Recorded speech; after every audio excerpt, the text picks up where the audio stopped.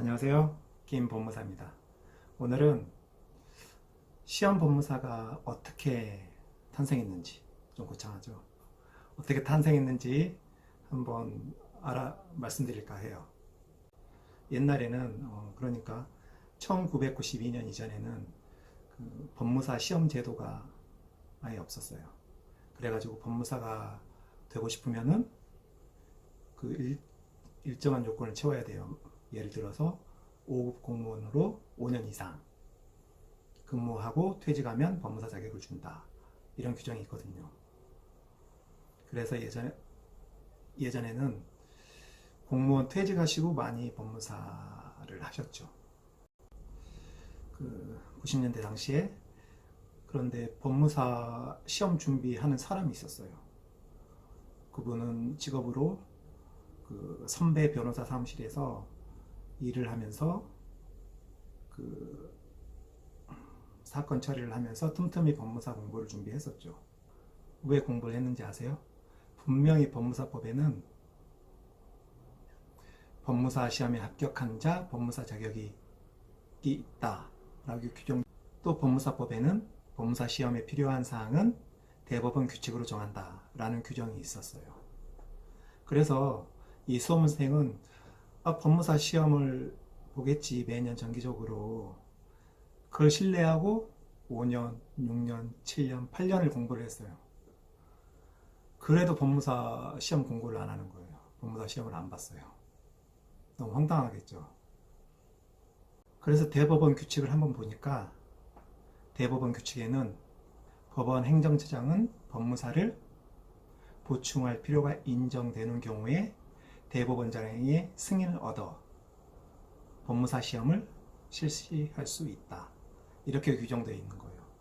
그러니까 법무사 시험 실시 자체를 재량으로 할 수 있는 거죠. 대법원 규칙에서 그렇게 정했어요. 분명히 법에서는 실시하라고 그렇게 위임을 해줬는데 대법원 규칙에서는 필요한 경우에 대법원장의 승인을 얻어 법무사 시험을 실시하겠다. 이렇게 규정을 했어요.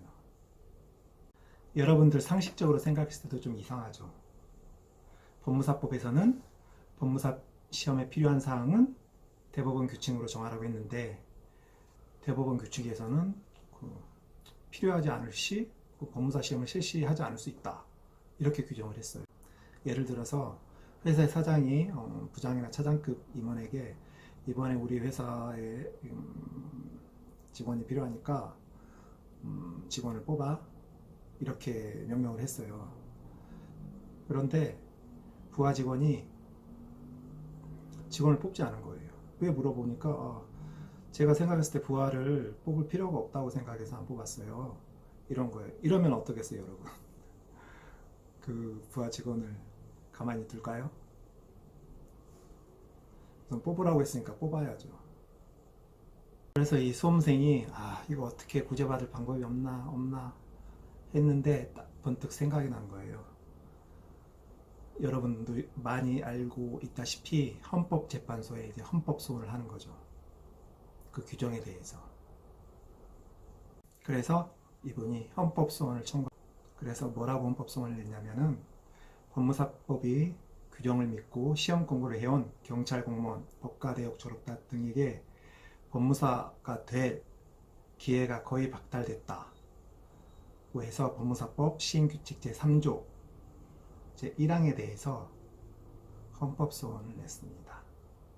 이 3조 1항 규정은 아까 말했다시피 법원 행정처장은 법무사를 보충할 필요가 있다고 인정되는 경우에는 대법원장의 승인을 얻어 법무사 시험을 실시할 수 있다. 이 규정에 대해서 80년대 후반, 90년대 초반까지만 해도 사법시험으로 사법시험 합격자 수가 300명 정도밖에 안 됐어요. 지금은 로스쿨 나와서 변호사 시험에 1500명 뽑지만 이 당시에는 아주 극소수만 뽑았죠. 그런데 공무원을 퇴직하고 나서 법무사를 할 수 있는 기회를 준다. 그 변호사가 그 사법시험을 통과해야만 할 수 있는 그런 업무를 할 수 있게 한다. 이건 진짜 엄청난 특혜였죠. 지금은 대법원의 위상, 헌법재판소의 위상 이렇게 딱 비교를 해보면은 일반 국민들도 헌법재판소가 더 위에 있거나 아니면은 비슷하다, 동등하다 이런 느낌을 가지고 있잖아요. 그런데 그 당시만 해도 대법원의 권위가 헌법재판소의 권위보다 더 높았어요. 그래서 헌법재판소 재판관도 대법관 임용에 탈락해서 차선책으로 가는 그런 경우도 많았다고 해요. 제가 듣기로는. 누가 이걸 물어보면 전 부정할 겁니다. 이걸 아주 우수한 사람만 같다. 대법관이 됐어도 헌법재판소 재판관이 좋아서 헌법재판소 재판관으로 갔다. 이렇게 말할 거예요. 저는. 아시겠죠? 비밀. 헌법재판소가 이 규정의 대법원 규칙에 대해서 위헌을 선고할 기미가 보이자 대법원에서 그 판결 선고기일을 늦추라고 해왔어요. 그래서 판결 선고기일을 늦추지 않고 그냥 결정이 나기 전에 이미 그 결론을 언론사에 흘렸죠. 제가 알기로는 그렇습니다. 언론사에 흘려서 그 결과가 나와서 어쩔 수 없이 이게 그 위헌으로 판결 났다. 네, 이에 대한 신문 기사를 읽어보면은 헌법재판소가 이 사건 선고기일을 15일로 공고했으나 대법원 측이 헌법재판소의 위헌 결정 움직임을 미리 알고 선고 연기를 요청해와 헌법재판관 사이에 선고 강행 여부를 둘러싸고 의견이 엇갈려 선고 직전 전체 재판관 회의를 열어 병론이 오가기도 했다. 이렇게 기사가 났어요. 그래서 헌법재판소는 이 규정에 대해서 위헌 선언을 하고 그래서 이렇게 법무사 시험이 실시된 거죠. 지금은 아마 23일인가 24일까지 지금 실행이 됐을 거예요. 실시가. 헌법재판소 결정례를 보면 한번 제가 읽어볼게요. 이 법 규정은 시험 실시에 관한 구체적인 방법과 절차를 정하는 것이지 시험 실시 여부까지도 정할 수 있다는 의미가 아님에도 대법원 규칙에서 시험의 실시 여부 자체를 법원 행정처장 재량에 맡긴 것은 대법원이 규칙 제정권을 행사하면서 위임입법의 한계를 일탈한 것이라고 이렇게 판시했어요. 그래서 이걸 일탈했기 때문에 그 수험생의 평등권, 직업의 자유를 침해했다고 위헌 선언했습니다. 9명의 헌법재판관 재판관 중에서 8분이 위헌 의견을 내셨어요.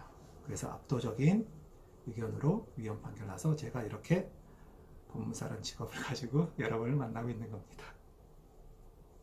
네, 오늘은 여기까지 하겠습니다. 감사합니다. 구독과 좋아요 눌러주세요. 감사합니다.